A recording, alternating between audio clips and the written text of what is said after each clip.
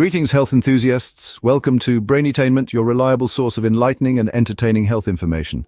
Here at Brainetainment, we aim to provide you with well-researched, engaging and informative content on health and wellness. We delve into the fascinating world of nutrition, diet and overall well-being, breaking down complex concepts into easily digestible tidbits. Today, we're diving into a topic that's been causing quite a stir. Are vegetables bad for you? Stick around to find out. Vegetables. They've been a cornerstone of healthy eating, but recently they've come under scrutiny. Is there any truth to the whispers? In recent years, there's been a surprising upswing in vegetable skepticism. The once revered green giants of the food pyramid are now being eyed with suspicion.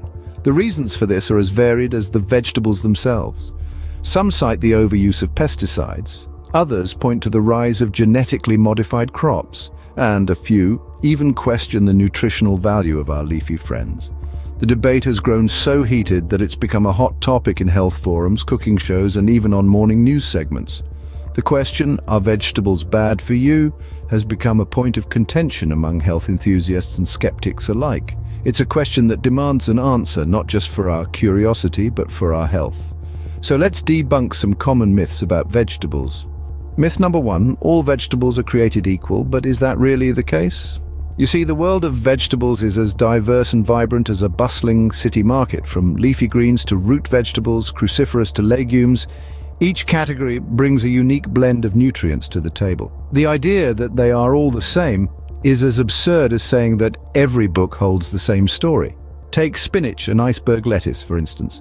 Both are leafy greens, yet spinach packs a heavier punch of nutrients, boasting high levels of iron, calcium, and vitamins A, C, and K. While iceberg lettuce, on the other hand, holds less nutritional value, primarily offering water and fiber. Or consider the difference between a potato and a sweet potato. Both are root vegetables, but they have different nutritional profiles. Sweet potatoes are rich in beta-carotene, a type of vitamin A that's great for your eyesight. Regular potatoes, though they may not have as much beta-carotene, are an excellent source of vitamin C and potassium. Now let's talk about bell peppers. These vibrant veggies come in a variety of colors, each with its own unique set of nutrients. For instance, red bell peppers are packed with vitamins A and C and are a great source of the antioxidant lycopene. Green bell peppers, while they also provide vitamins A and C, have less lycopene. Cruciferous vegetables such as broccoli, Brussels sprouts, and cauliflower are celebrated for their high fiber content and cancer-fighting compounds. In contrast, legumes like peas and beans are rich in protein and can be a great addition to a plant-based diet. So you see, each vegetable is a unique package of nutrients, offering its own blend of vitamins, minerals, and other health-boosting compounds. It's like a symphony, with each instrument playing a vital role in creating a harmonious melody. In conclusion, it's clear that not all vegetables are created equal. They each have their own nutritional profiles and health benefits. So the next time you're at the grocery store, remember to mix and match. Variety, after all, is the spice of life. So, while all vegetables have their benefits, they are not all created equal. Myth number 2.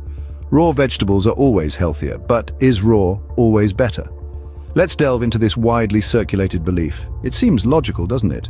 Raw means untouched, unprocessed, and natural. The assumption is that cooking, with its heat and steam, might rob vegetables of their nutritional value. But the reality is a bit more complex than that. Firstly, it's essential to understand that not all nutrients are created equal. Some nutrients are indeed more accessible in raw vegetables. Vitamin C and B vitamins, for instance, can be diminished through the cooking process. So for these nutrients, raw might be the way to go. However, certain other nutrients become more available to our bodies when cooked. Let's consider the case of tomatoes. Raw tomatoes are undoubtedly healthy, but when you cook them, something extraordinary happens. The heat from the cooking process actually increases the bioavailability of lycopene, a powerful antioxidant found in tomatoes. Similarly, cooking carrots can boost the levels of beta-carotene, another antioxidant that our bodies convert into vitamin A. So what's happening here? Well, heat can break down a vegetable's cell walls, making it easier for our bodies to absorb the nutrients locked within. This process is known as increasing bioavailability. The same goes for other vegetables like spinach, mushrooms, and asparagus. Cooking these veggies can help our bodies absorb more minerals and antioxidants. Of course, this doesn't mean you should toss your salad spinner and start cooking every vegetable that crosses your path. The key here is balance. A mix of raw and cooked vegetables ensures you're getting the broadest range of nutrients possible. In essence, the raw versus cooked debate isn't a clear-cut one. It's not about one being universally better than the other. It's about understanding that different vegetables and nutrients interact with heat in different ways. So it's clear that raw isn't always the best way to go. And finally, myth number 3. Nightshade vegetables are harmful. But are they really? Let's delve into the heart of the matter. Nightshade vegetables, including tomatoes, potatoes, eggplants, and peppers, have often been demonized. They've been accused of triggering inflammation and worsening conditions like arthritis. Some even suggest that they're toxic, but how much truth is there to these claims? Let's begin with the term nightshade. It sounds ominous, doesn't it? It's like something out of a Gothic novel. But in reality, it's just a botanical category. Solanaceae, encompassing over 2,000 species. Only a few are edible, and even fewer are commonly consumed. Now, here's the catch. Nightshades contain compounds called alkaloids, which can be toxic in large amounts, but here's the good news. The levels in your average tomato or potato are nowhere near harmful. You see, our bodies are wonderfully efficient machines. They can handle and process these alkaloids without difficulty unless you have a specific sensitivity or allergy. Next up, the inflammation claim. It's true that some people with conditions like arthritis report that their symptoms worsen after eating nightshades, but it's important to remember that everyone's body is unique. What causes inflammation in one person might not have the same effect in another. So, if you notice discomfort after eating nightshades, it's worth discussing with your doctor or a dietitian. But let's not forget the health benefits these vegetables offer. They're packed with essential nutrients like vitamin C, potassium, and fiber. Tomatoes, for instance, are rich in lycopene, a powerful antioxidant. Likewise, peppers are a great source of vitamin A. So we can see that nightshade vegetables aren't the villain they're often portrayed as. They can be part of a balanced, healthy diet for most people. As with everything, moderation is key. It's all about listening to your body and understanding what works best for you. Now that we've debunked these myths, what's the verdict? Are vegetables bad for you? Well, let's take a quick journey back through the points we've discussed.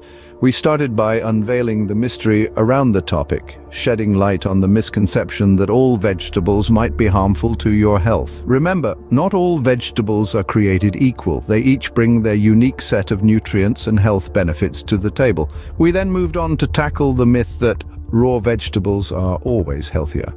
While some nutrients are indeed better preserved in raw vegetables, others become more available to our bodies after being cooked.